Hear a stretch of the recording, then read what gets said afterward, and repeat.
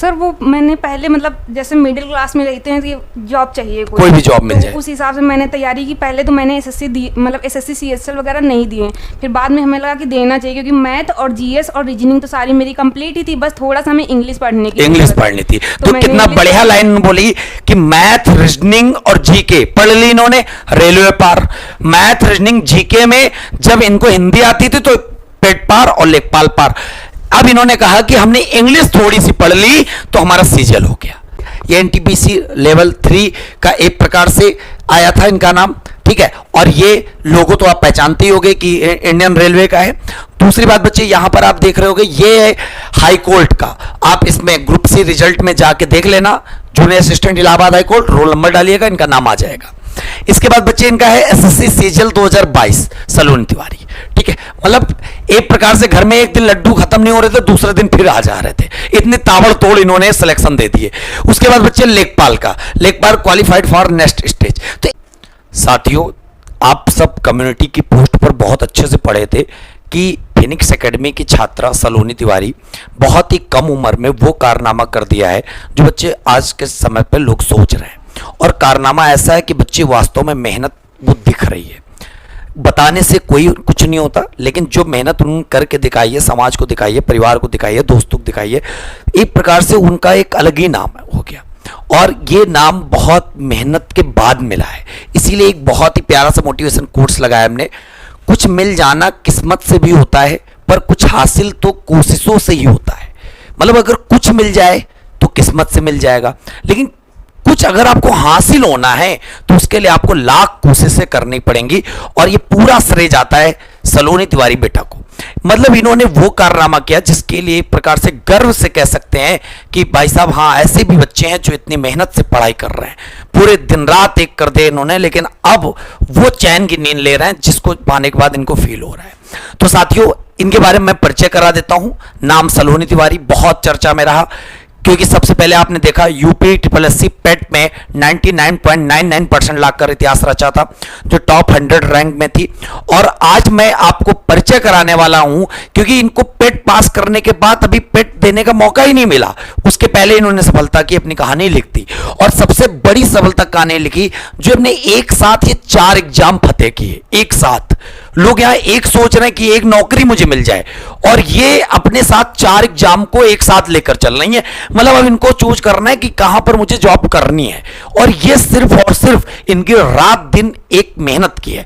और मैं बता दूं ये फिनिक्स एकेडमी छात्रा रही, और ये इनके सबसे बड़ी बात मैं इनका इसलिए सबसे ज्यादा गर्व महसूस करता हूं कि एक समय था कि ये साइकिल से बराबर 14 किलोमीटर से आती थी और 14 किलोमीटर साइकिल चला के वापस जाती थी।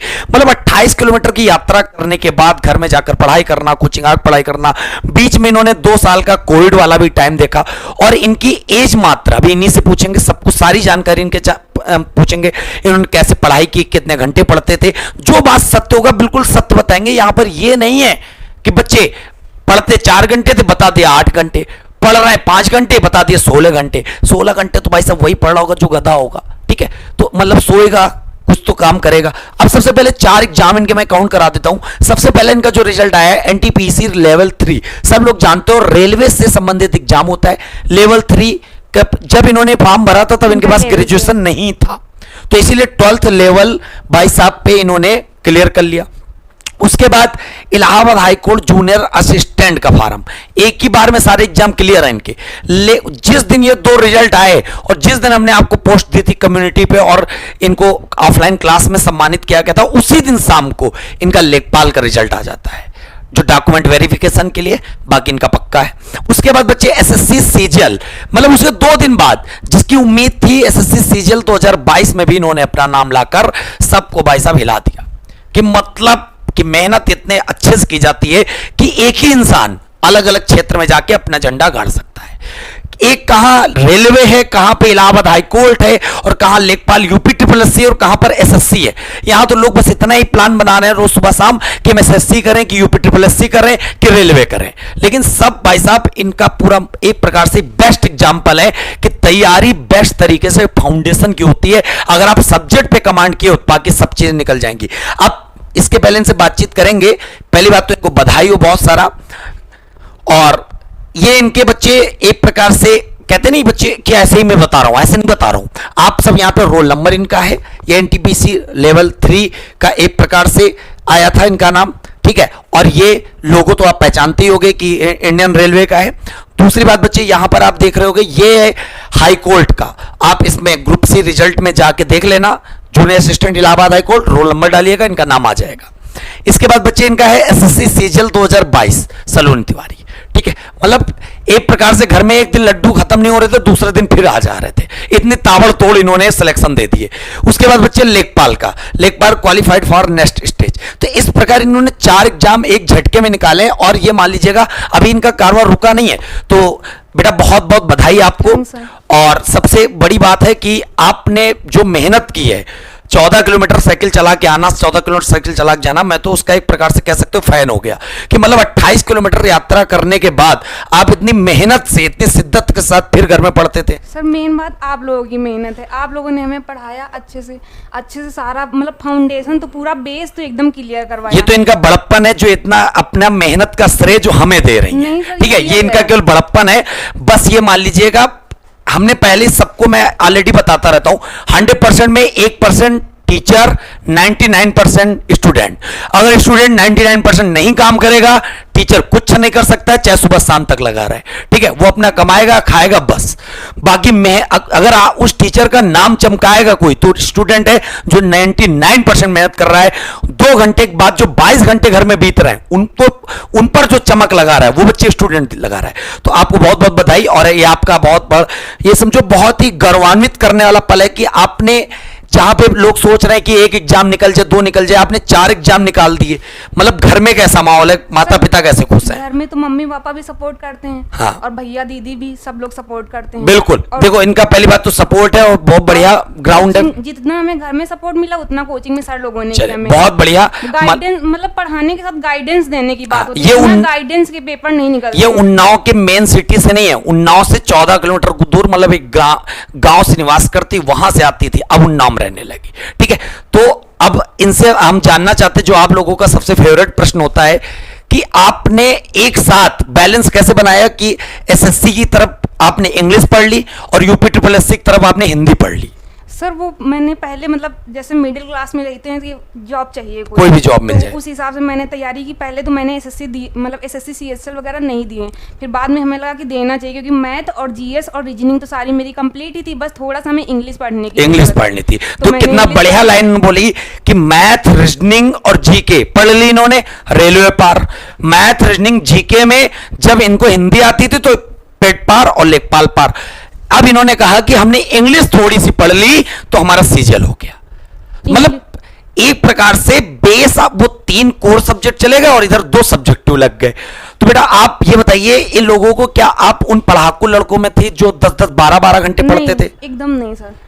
और इनको सबसे पहले अपनी एज बता दो, कितनी है? मेरी 2001 डेट ऑफ बर्थ है। 2001 डेट ऑफ बर्थ है, मतलब बहुत बड़ी बात है। आप क्या सोच सकते हो, 22 साल उम्र है मात्र, मतलब 21 साल बाद जब एसएससी का फॉर्म भरा जाता है तब इन्होंने फॉर्म भरा बिल्कुल, और इन्होंने पेपर दे दिया। और इस समय गवर्नमेंट कॉलेज से बीएड के प्रथम वर्ष में एक प्रकार से छात्रा, एक प्रकार से अध्ययनरत भी है। ये उन्नाव के डीएसएन कॉलेज से, एक प्रकार से समझ सकते हो गवर्नमेंट कॉलेज से बीएड भी इनका कंप्लीट चल रहा है, वो भी चलता रहेगा। और ये अब 4 नौकरी हैं सामने रखी हुई हैं, बस ये लेना है कौन सी हमें बटोरनी है। तो सबसे ज्यादा जरूरी ये होता है कि पढ़ते तो सब है, लेकिन क्या पढ़ना है, ये क्या पढ़ना है। बहुत बढ़िया। तो आप ये तो ऐसा बैलेंस कैसे बना के रखते थे कि मतलब कि आप ये तो रात, जैसे बहुत बच्चे कहते हैं जिनको नहीं पढ़ना तो कहते रात में पढ़ते थे कि आप दिन में पढ़ते थे? सर दिन में भी 1-2 घंटे पढ़ते थे, रात में भी 11। क्या रात और दिन से कुछ होता है? रात और दिन से कुछ नहीं होता है। मेन मैटर करता है जब पढ़ने का मन लगे, जब तुम्हें याद हो, जब मूड अच्छा हो तब पढ़ो। बिल्कुल,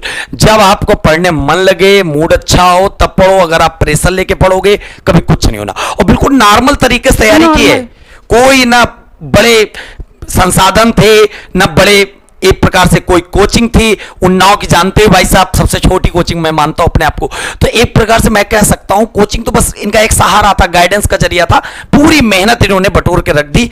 एक प्रकार से मेहनत करती गई और एक फेज इनके साथ ऐसा भी रहा। क्या आपके जीवन में सिर्फ ये सफलता मिली, क्या आपने असफलता देखी है? बहुत सारी असफलता देखी है। एग्जाम्स में तो मेरा पॉइंटों से रुका है। हाँ, 3-4 एग्जाम, और कितना निराश होते थे जब पॉइंट रुक जाता था। लेकिन ये कोई जानता नहीं है, ये आज के टाइम पे सिर्फ तुम्हारी सिर्फ सफलता लोग देख रहे हैं। लेकिन जो उस असफलता तुम्हें लगी थी तब तुमने क्या फील किया था?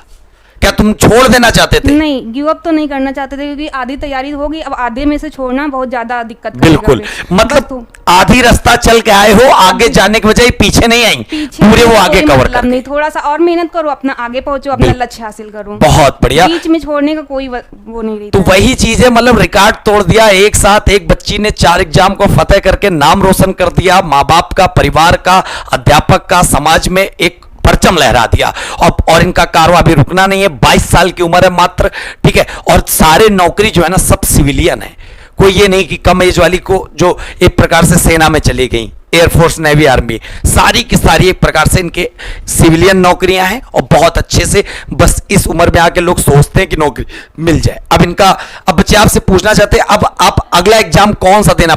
अभी सीजीएल देंगे 2023 वाला। अभी सीजीएल ये 2023 का देंगी, क्योंकि उसमें इनको और अच्छी पोस्ट चाहिए। इनका सीजीएल के थ्रू इस बार पोस्टल असिस्टेंट के पद पे चयन हुआ है बच्चे, ठीक है। हाँ, सीजीएल 2023 में आपको किस पोस्ट पे जाने का? Excise inspector. एक्साइज इंस्पेक्टर, क्या बात है। एक्साइज इंस्पेक्टर मतलब वर्दी चाहिए इनको, वर्दी से मुंह है। और एक्साइज इंस्पेक्टर का इनका शौक है। एसएससी सीजीएल 2023 भी देंगी। एक्साइज इंस्पेक्टर बनने के बाद क्या आप रुकेंगे कि अभी और आगे बढ़ेंगे? यूपीपीसीएस में एसडीएम मेरा मेन एम है। इनका मेन सपना जो है एसडीएम है, मतलब बहुत बड़ा सपना है। लेकिन जो एक प्रकार से कह सकते हो ना कि मेहनत करने वाले होते उनके लिए सपने बहुत छोटे होते हैं, और जो ना मेहनत करने वाले होते वो सिर्फ एक प्रकार से कह सकते हो ख्वाबों की दुनिया में खोए रहते। अरे ये हम बन गए। इन्होंने बता दिया एसएससी सीजीएल पहले देंगी, पूरा फोकस। जब सीजीएल में एक्साइज बन जाएंगी उसके बाद ये पीसीएस का देंगी। लास्ट इनका स्टेज एसडीएम में जाके रुकेगा, जहां पे ये पीसीएस में जाके रुकेंगी। मतलब एक प्रकार से बहुत बड़ी उपलब्धि, बहुत बड़ा, जितनी बधाई दें उतनी कम है। अब मैं सचान सर से कहना चाहता हूं कि सचान सर आए और यहां पर उनको एक प्रतिमा भेंट करें। तो हाँ,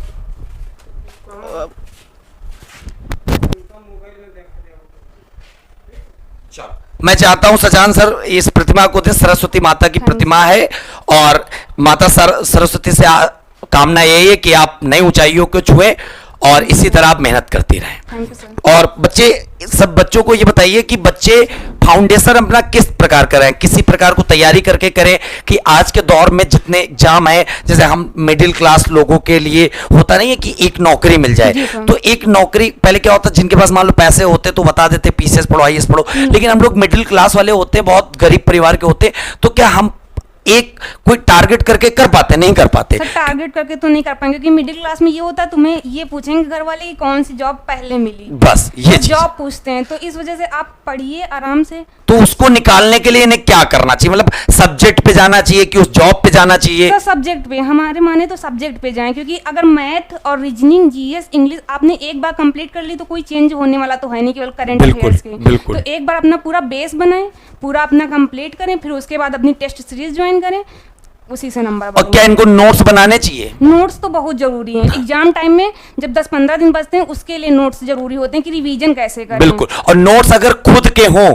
तो बहुत अच्छा है। वरना टेलीग्राम पे, मार्केट में बहुत सारा कूड़ा फैला हुआ है, सब बच्चे ऊपर अपना पोस्टर रख के चमक रहा है। लेकिन जब तुम खुद से अपने हाथों से लिखोगे अपने अक्षरों को, जब आप देखोगे, जब उसको पढ़ोगे, तो आपको बहुत अच्छा कंठस्थ होगा। लेकिन अगर आप तुम सोच रहे हो, वरना मार्केट कि आप टेलीग्राम की जो प्रिंट करा रहे हो, हम पीडीएफ पढ़ा दे उसको प्रिंट, कोई फायदा नहीं बच्चे। मार्केट में इस तरह पुस्तकें बहुत बड़ी हैं, आप उनको ले लो इससे अच्छा। लेकिन आप उन्हीं किताबों का, मैं कहता हूं आप किताब लाओ उसकी बदली, उस किताब से आप मेन की पॉइंट निकाल के लिखो, आप हो जाओगे अच्छे। तो मतलब एक उपलब्धि है बहुत बड़ी, बहुत बहुत बधाई। और बहुत अच्छा लगा कि फिनिक्स परिवार उन्नाव से ऐसे बच्चे कामयाबी को छू रहे हैं। और मैं चाहता हूं कि इनके उज्जवल भविष्य के लिए मैं बस कामना करता हूं कि आगे इनका जो सपना है, ईश्वर से यही प्रार्थना कर सकता हूं कि इनको जल्द से एक्साइज इंस्पेक्टर, उसके बाद जल्द से ये एसडीएम के लिए अपना पूरा अगले लक्ष्य की ओर पूरा लग जाएं और मेहनत जिस प्रकार इन्होंने कर रही हैं, मुश्किल से 1-2 साल और करेंगी और जल्द ही इस प्लेटफॉर्म पे आपको एक्साइज इंस्पेक्टर की वर्दी पहने हुए दिखेंगे, उसके बाद एसडीएम भी दिखेंगे। और बस यही ईश्वर से कामना है। तो आशा करते हैं आप सब लोगों का ढेर सारी दुआएं रहेंगी कि सलोनी तिवारी इसी तरह मेहनत करती रहें और पूरे फिनिक्स परिवार की तरफ से और एक प्रकार से सभी बच्चों के दुआओं की वजह से, माता पिता के आशीर्वाद की वजह से मैं इनको कह सकता हूं कि आपने मेहनत को पाया, मेहनत करके आपने जो मुकाम पाया है उसके लिए आप बधाई के पात्र हैं। और बहुत बहुत धन्यवाद बेटा, बहुत अच्छा लगा कि आप आए और ऑनलाइन सब बच्चों को बताया, क्योंकि देखिए बच्चे बहुत सफल होते हैं, लेकिन मैं इनको इसलिए स्पेशली लाया हूं क्योंकि बच्चे 4 एग्जाम निकालना अपने आप में बड़ी बात होती है यार। ठीक है, लोग एक का सपना देखते, दूसरा नहीं निकलता, तीसरा देखते, चौथा नहीं निकलता, कंटिन्यू एक प्रकार से चौके छक्के पड़ रहे। तो साथियों, आशा बेटा कुछ और बताना चाहते हो बच्चों को, कैसे जीवन में आगे डटे रहें? यही कि डीमोटिवेट ना हो। अगर एक बार एग्जाम नहीं निकलता है तो कोई बात नहीं, अगला एग्जाम दो, उस पर फोकस करो, आराम से पढ़ते रहो। सबसे पहली बात तो बेस मजबूत करो, इस पे फोकस करके पढ़ाई करो। टेस्ट सीरीज वगैरह जो हो अपना दो, रेगुलर टेस्ट दो और बहुत बढ़िया। हाँ, कभी भी डिमोटिवेट कभी मत हो, हार मत मानो। इन्होंने बताया कि 4 एग्जाम आज सफल नहीं है, ये पहले 4 एग्जाम असफल होकर आई हैं और असफलता के बाद ही जो मजा मिलता है वो सफलता का मिलता है। तो उसको पाने के लिए आप तैयार रहो। अगर पहले आप असफल हो गए तो रोइए मत, रोने से कुछ नहीं होगा, कुछ नहीं होता, आगे बढ़ना है आपको। आपके जो टीचर्स हो आप उनसे गाइडेंस लो। अगर फिनिक्स एकेडमी हो तो यहीं पर आओ। और जो लोग फिनिक्स एकेडमी छात्र हो सब जानते ही हो, आप अच्छे से पढ़ सकते हो। मैं एकेडमी में सर आप लोग मतलब गाइडेंस के साथ पढ़ाई करवाते हैं, मेन बात गाइडेंस की होती है। अब पढ़ने के लिए मटेरियल बहुत है, जो मटेरियल हमारे पेपर में जो आए वो उस पे ध्यान देके पढ़ाई हो, वही ज्यादा सही है। देखो बहुत अच्छी बात की, जैसे यहाँ पे मटेरियल मिलता, लेकिन इनकी भी कला है कि उस मटेरियल को कैसे उन्होंने छाटा, किस तरह पढ़ा। तो ये सारे एक प्रकार से मेहनत का परिणाम है और बहुत अच्छा लगा कि ऐसे बच्चे सफल हो रहे हैं और आशा करते हैं आप सब में भी ऐसे कोई होंगे जो इस तरह के कारनामे करके दिखाएंगे। सभी साथियों को बहुत सारा प्यार, नमस्कार, जय हिंद, जय भारत।